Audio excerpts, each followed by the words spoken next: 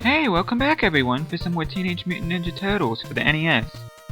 Last time around we got to be near the Hudson River and save the dam from being blown up by bombs. And in this one we're going to be taking on Area 3, which is the largest and also the most pain in the neck one too. Despite there being many locations you can go to in this area, I've noticed that there's only like a very few that you can go into that's actually meaningful places. And the main reason we want to come here is because of the missiles. What is that thing doing? I like to refer to these enemies as shred blocks, which I'm not exactly sure what the official name of this is. But yeah, and that was another thing that was weird too, that glitch right there, I couldn't grab the boomerang.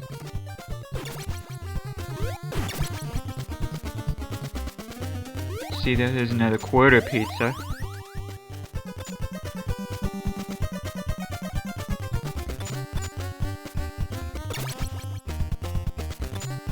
I know I mentioned either in the last video or the video before about there being weird enemies in this game. Well, this area right here showcases all the weird enemies. This is in Area 5. But yeah, see that up there? Those are the missiles that I'm talking about. You need at least 2 packs of those in order to successfully navigate through this area. Oh, that was close. But yeah, this area has one of those jumps that I talked about in the last video. And you see right there, I missed.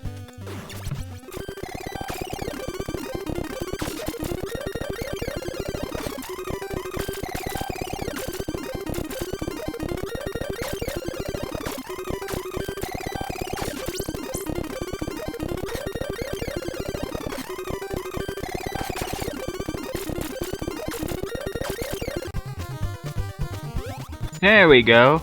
And for your effort you get rewarded with a whole pizza. But yeah, like in Area 2, don't be surprised if it takes you a couple tries in order to get that jump. Now this part right here, do not jump over this, just simply walk over it. I suggest exiting this building and entering it one more time in order to get enough missiles that you need. But in this playthrough, I just went ahead and just went somewhere else to get them. There's another pack of single shurikens.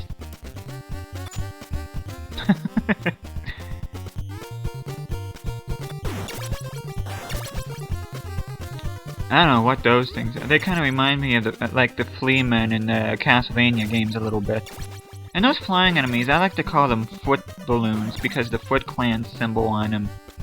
Again, I'm not sure what the official names of these enemies are, but I just pretty much call them pretty much whatever I want because it's not... I know the manual only talks about a couple of the enemies. Yeah, this area is huge right here. And if you don't know exactly where to go, you can blow up barricades that are unnecessary, which, if you don't have enough, it's gonna prevent you from getting to the end of this area.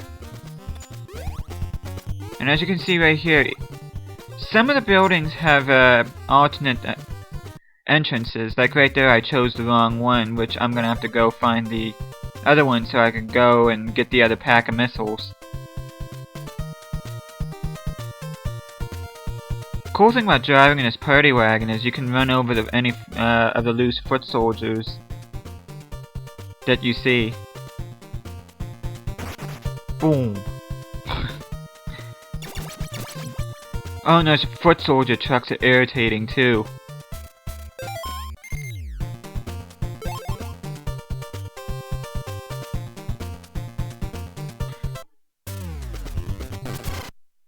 Oh, and you see right there, I pushed up when I wasn't supposed to, but... Yeah, this is the other entrance to that building I was in that had the other pack of the missiles.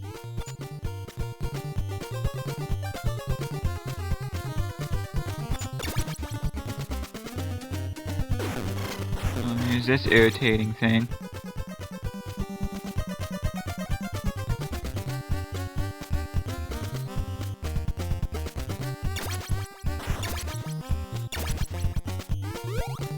Now, navigating through these sewers can be kind of tricky because, as strange as it sounds, if you get knocked into the water, then you won't lose a life, but you get pushed back to the beginning. As you can see, this looks a lot familiar, which is where I started off to begin with. Now I gotta be real careful here.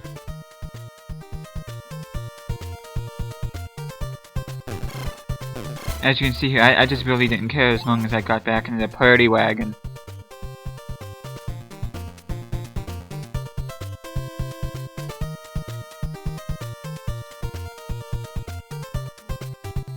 What I would recommend in this area is just draw a map of wherever you go, that way you won't find yourselves driving in circles.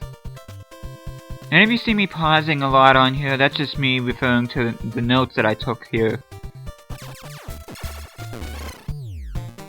God, those trucks are irritating. And you will have to deal with a lot of those too. God, where are they all coming from?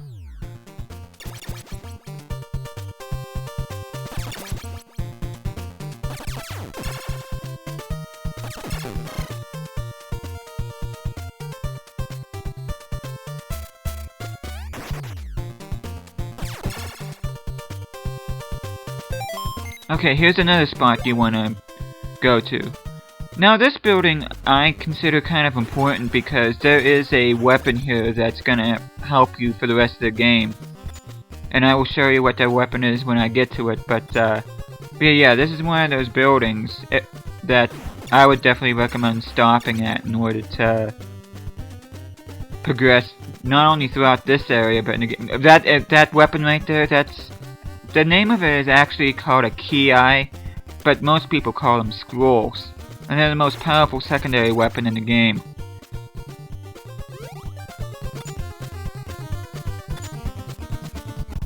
Just gotta get rid of this mini-boss. But yeah, I would highly recommend switching to both Mike and Raph and have both of them stockpile. I'm gonna say either 40 or 60 for each of Raph and Mike. And the reason why I say that is because Raph and Mike should be the least used characters in there. That way you won't have to worry about losing them for another secondary weapon, as opposed to if you're playing as either Leo or Dawn.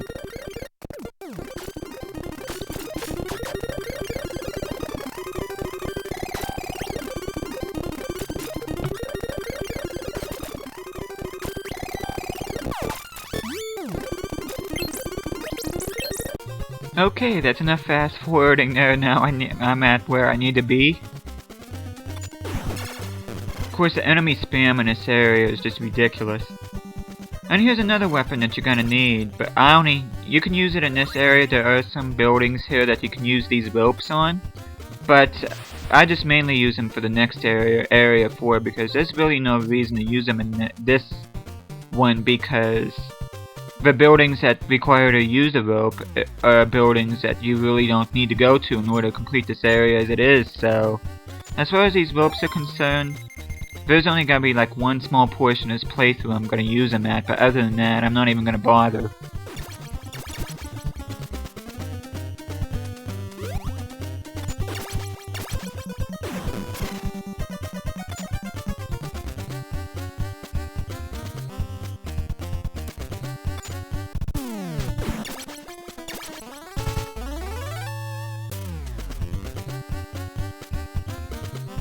Here's another sewer section right here.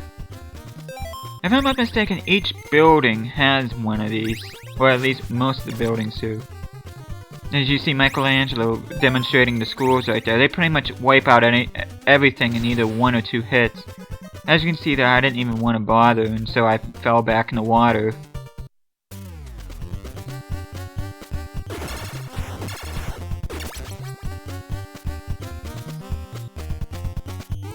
Just go here one more time. I could fast forward through this, but I just decided not to. Which would, right there, would help if I learned how to control my character.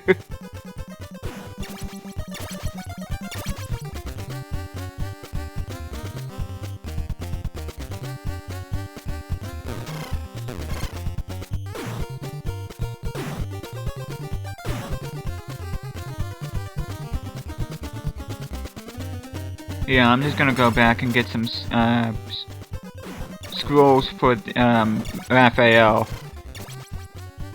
Because that's really the only reason to keep on coming back here is make sure Mikey and Raph each have a good amount of scrolls.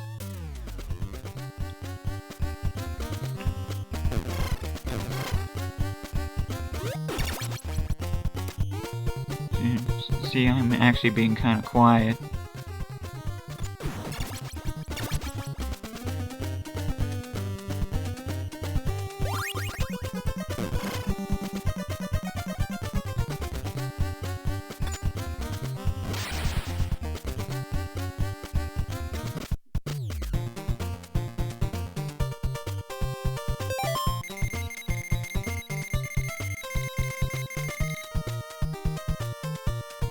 As you can see, April's being a lot more useful to you than what Splinter was in Area 1. At least she actually gives you some helpful hints. And now it's in the party wagon and back on the road again.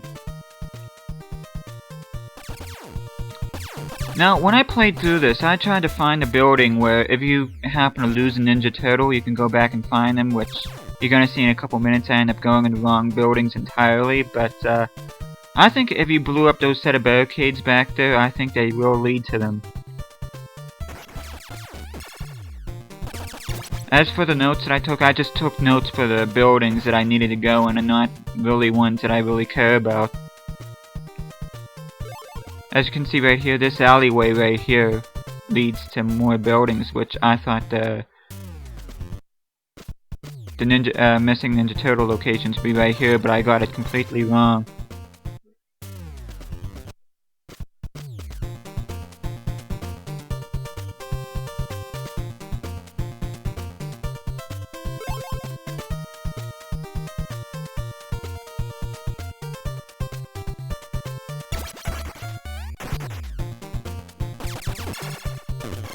If you use your missiles wisely, you should have quite a handful of missiles left in order to get to the final part of this area.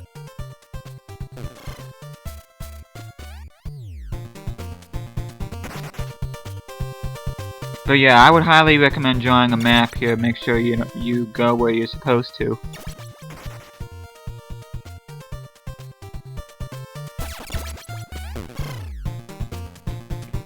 Yeah, this place is more spread out than anything else. It's really not a hard area as long as you know where to go.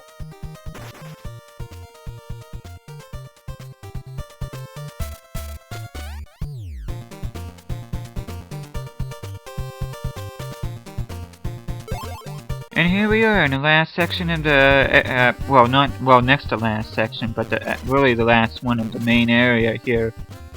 Which, if you're successful going through this building, it takes you to the final part, which is actually takes place in another building where Splinter is being held captive at. And there's another one of these areas that requires a very tricky jump, and it's probably easily one of the most frustrating aspects of the game, or should I say sections of the game.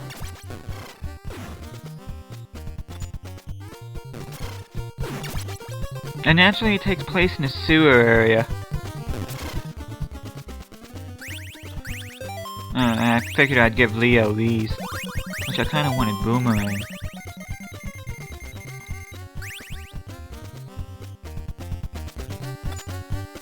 As you can see, that jump looks a lot. Should I say that jump looks.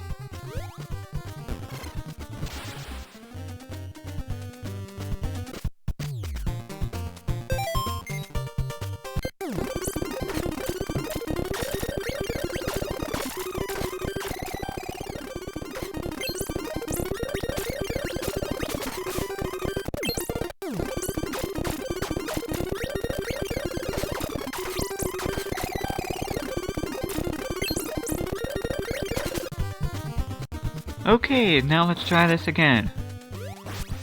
Yeah, you gotta be real careful here with these foot balloons while going across here.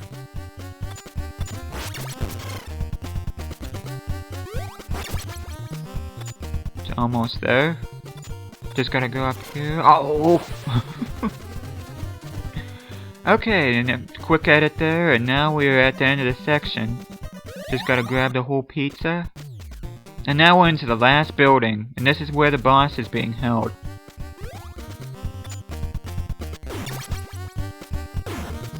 It's a relatively short building, it doesn't take a whole lot of time. But in how short this building is, the boss quickly makes up for difficulty. Which, I gotta tell you guys something right now. Yeah, I completely forgot about demonstrating the boomerang weapon for you. I don't do it once in this playthrough, and who knows, maybe I'll have a bonus video later on showcasing the boomerang, but I don't think it's really all that big of a deal. It's kind of a slow weapon, even though it comes back to you, and it really doesn't cause a whole lot of damage, so... In a way, I'm kind of glad I didn't demonstrate it, but still, I probably should have, and I do apologize for that. Okay, now we're on the rooftop. God, I love when you enemies scroll away.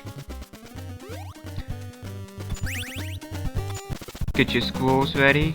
And here is your boss, which is actually a mecha turtle. As you can see, that's off coloring there. As you can see, it has 2 life meters. But as long as you're able to avoid its attacks, it's very easy defeating it with the scrolls. You see a pretty cool cutscene there, and Splinter, and I do have to say that now that you rescued Splinter, he does actually give you some helpful tips for the rest of the game, but yeah, that's pretty much it. So, thank you. I will see you guys again next time.